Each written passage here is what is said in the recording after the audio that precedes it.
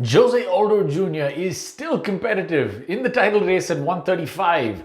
Jake Paul, Eagle MMA, and of course, all the exciting matchups that we can expect in the weeks coming forward. All this on today's episode of Combat Catchups.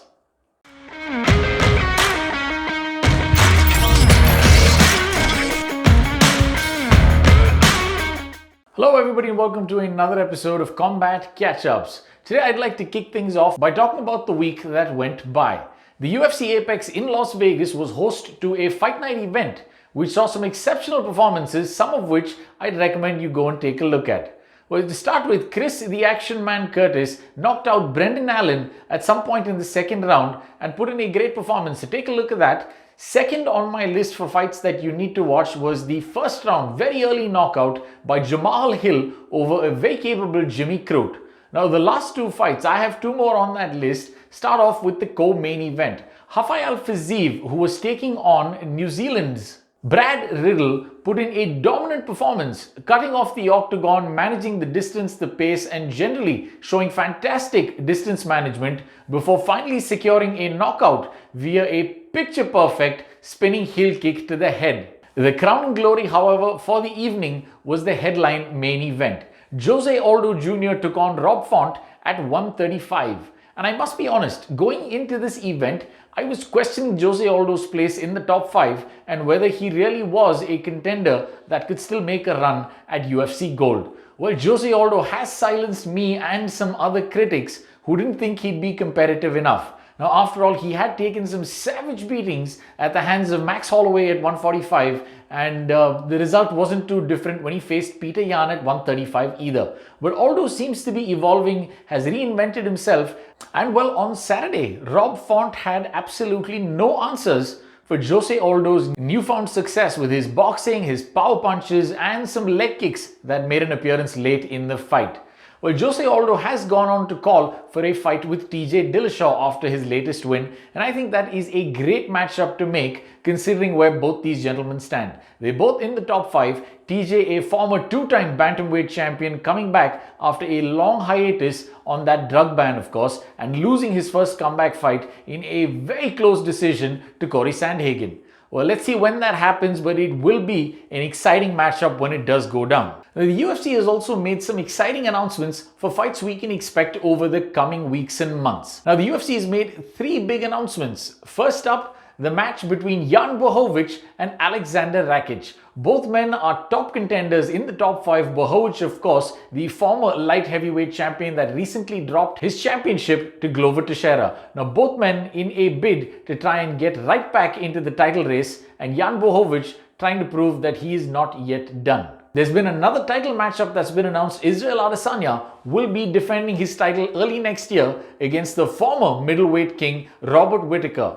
In another Anzac battle, New Zealand versus Australia, this one promises to be extremely exciting, and we hope Robert Whittaker can show up because the last matchup didn't really go too well for him. Last and finally, the biggest announcement in my books at least was in the 155-pound division. Now, last week I put out a video questioning what might be next for the top 5 guys in that division. Considering the success they've had, where they all stand, and how closely they're all matched, we were wondering what the UFC might do at lightweight. Well, they've kind of cleared things up for us by announcing a new matchup. Number 3, Beneil Dariush will be taking on number 4, Islam Makhachev in a fight night event that the two 155ers will headline sometime early next year. And we know what that means. That basically means that Justin Gaethje is up for the title next, and he will take on the winner of this weekend's UFC pay-per-view headliner, Charles do Bronx Oliveira versus Dustin Poirier.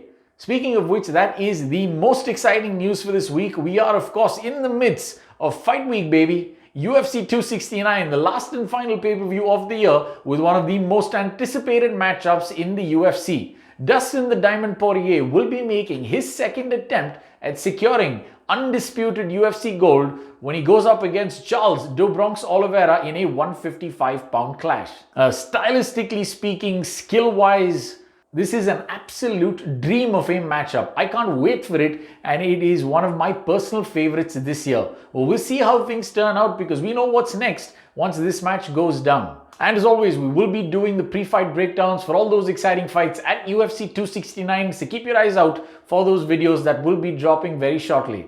Now, that's all we have for you from the UFC today, but we do have some additional news. Habib the Eagle Nurmagomedov, who runs Eagle MMA, has decided to announce his first US-bound show. And he is pulling out all the stops to try and make it go as big as he can. And 3 UFC legends have announced that they will participate on that card. First up, Rashad Evans at light heavyweight. Though he doesn't have an opponent just yet, it is confirmed that the former light heavyweight champion of the UFC will be appearing on the Eagle MMA card in Florida. Also appearing on that card and headlining will be Antonio Bigfoot Silva and Tyrone Spong in a heavyweight bout.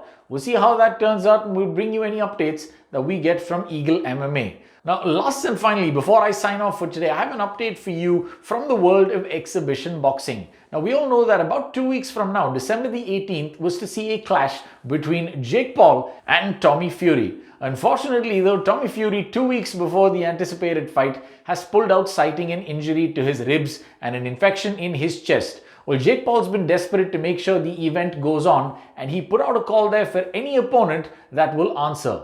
And well, the call has been answered. He is none other than the chosen one, Tyron Woodley, who will be getting his rematch after all. What we will see is a repeat of the last time Jake Paul was out there in the ring, this time both opponents making big promises. With Jake Paul saying this time he's gonna knock Tyron out, and he also promises that if Tyron can manage to get a KO over him, he will pay him an additional $500,000 as a reward.